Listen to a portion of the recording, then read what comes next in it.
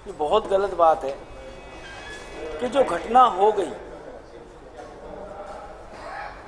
हम भी सत्ता पक्ष में थे, कल को फिर सत्ता पक्ष में आएंगे। सरकार को कभी भी सदन पटल पे झूठ नहीं बोलना चाहिए। आप भी इसी हरियाणा में रहते हैं, हरियाणा का बच्चा बच्चा जानता है कि ये जो कोरोना की दूसरी वेव आई, ऑक्सीजन की कमी से कितनी मौतें हुई, अस्पतालों के बाहर क्या मौत का तांडव रहा। उसके बाद शमशान घाट है, आप चलो गांव शहर हर जगह रजिस्टर है कि जो भी आदमी की मृत्यु होती है उसका वहाँ पर दर्ज होता है। आप मानेंगे नहीं, इस कोरोना के अंदर हम लोगों के पास यहाँ तक सिफारिश आई सबसे पहले कि भाई हमें रेमडेसिविर दिलवा दो, उसके बाद ऑक्सीजन सिलेंडर दिला दो। एंड में तो लोग इस सिफारिश पे आ गए थे कि भैया हमारा अंतिम संस्कार करा दो। हमारी विधानसभा में 3 बजे के बाद किसी व्यक्ति की मौत हो जाती थी तो उसके अंतिम संस्कार का अगले दिन नंबर आता था, और सरकार कह रही है ऑक्सीजन की कमी नहीं थी। बिल्कुल झूठ कह रही है।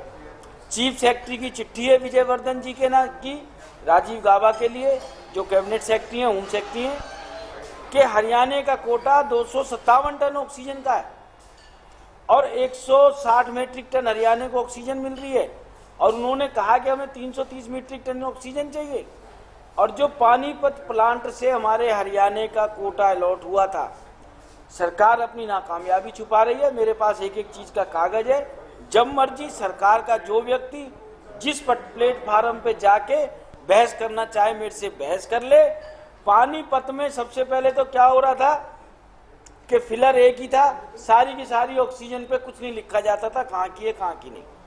परंतु बाद में इनको 10 दिन बाद तो इनको पता लगा कि पानीपत से ऑक्सीजन निकली हरियाणा के लिए, चली गई दिल्ली। उसके बाद इन्होंने टैंकरों पे लिखना चालू किया गया कि ये टैंकर दिल्ली के लिए जा रहा है, ये टैंकर हरियाणा के लिए जा रहा है। और जो टैंकर हरियाणा के लिए डेडिकेटेड था वो ऑक्सीजन भी दिल्ली को चली गई। और हम लोगों ने जब मौके पे ऑक्सीजन की चोरी पकड़ी, क्योंकि इस ऑक्सीजन के खेल में बीजेपी के बहुत बड़े बड़े नेता शामिल हैं, उन्होंने इस आपदा को अवसर बनाया है। जो देश के प्रधानमंत्री ने कहा कि आपदा को अवसर बनाना चाहिए, पहली बात आपदा अवसर नहीं होती। आपदा का मतलब सेवा होता है, त्याग होता है। आपदा अवसर होती है गिद्ध के लिए, आपदा अवसर होती है बाज के लिए, आपदा अवसर होती है चोर लुटेरों के लिए। और इन्होंने ऑक्सीजन की कमी 100% रही, लोगों की मौत हुई और ये जनता को बरगलाने का कार्य कर रहे हैं। हम जैसे लोगों ने जो ऑक्सीजन चोरी पकड़ी, उल्टी FIR हम पे दर्ज कर दी। विधायक जी, आज जब आप लोग प्रोटेस्ट करके जा रहे थे, आप भी इस प्रोटेस्ट में शामिल हो, विधानसभा के पटल पर मामला गूंजा, आखिर धक्का मुक्की हुई तो किसके साथ हुई थी और कौन दोषी है, किस वजह से हुई, किस नेता के साथ, बड़े नेता के साथ हुई कांग्रेस की? देखिए, ये बहुत दुर्भाग्यपूर्ण बात है। नाम तो मुझे नहीं पता, मेरे मोबाइल में भी फोटो आई है और हमारे नेता प्रतिपक्ष माननीय भूपेंद्र सिंह हुड्डा जी, चंडीगढ़ पुलिस का लोगो है, 3 स्टार व्यक्ति है। और ऐसे उसने कौनी कर रखी है कि हुड्डा साहब के संग इतनी बड़ी बदतमीजी। भाई चलो, हो सकता हमें कोई ना पहचानता हो, हम पहली बार के विधायक हैं। आज हुड्डा साहब को तो हरियाणा छोड़ो देश का बच्चा बच्चा जानता है कि हरियाणा के मुख्यमंत्री रहे हैं।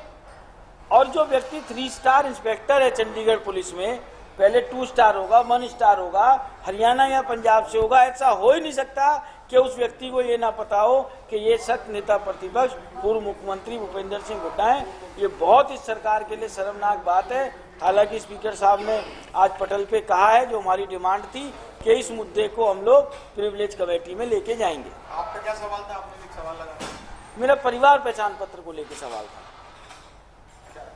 शर्मा जी, आज आप स्कूटी पर सवार होकर विधानसभा गए, गुब्बारे लटका रखे थे, तो कुछ लिखा था, कागज भी आपने, क्या मैसेज देना चाहते?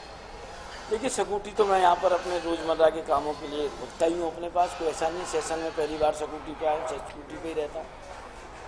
और वो गुब्बारे थे बेरोजगारी को लेके, और 7 साल में करोड़ों रुपया सरकार परीक्षा के नाम पे इकट्ठा करती है, और उसके बाद जो भी परीक्षा होती है, हर परीक्षा में नकल हो जाती है इनकी में, वो परीक्षाएं कैंसिल हो जाती है और यूथ के भविष्य के साथ खिलवाड़ हो रहा है।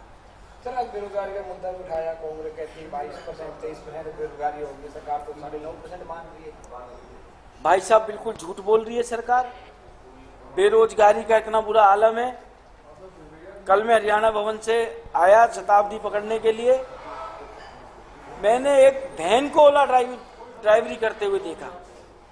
उनके हस्बैंड की कोरोना में बीमारी से कोई तकलीफ हो गई, गाड़ी वो चला नहीं सकती थी। फिर मैंने उस बहन से पूछा, कोई चट्टा नाम था उसका, गुड़गांव में रहती है वो बहन। उसने कहा कि भैया ये हमने किस्तों पे ले रखी है गाड़ी ओला की, ये हमें हर महीने की किस्त चाहिए और कोई कमाई का साधन नहीं है। अगर जो उनके पास रोजगार होता या सरकार ने कोरोना में कोई ब्याज में छूट दी होती या कोई और चीज की रिलीफ की होती तो लोगों को इतनी तकलीफ नहीं उठानी पड़ती। पीछे मैं उत्तराखंड भी गया था, वहाँ मेरी एक टैक्सी ड्राइवर से बात हुई, उसने बहुत अच्छी बात बोली। उसने कहा साहब 2013 में एक दिन की प्राकृतिक आपदा आई थी और उस समय सरकार ने 2 साल का रिलीफ दे दिया था टैक्सों में। यहाँ तो सरकार उल्टे टैक्स और लगा रही है कोरोना के नाम पे, पर कोरोना के नाम पे रिलीफ का कोई काम नहीं कर रही।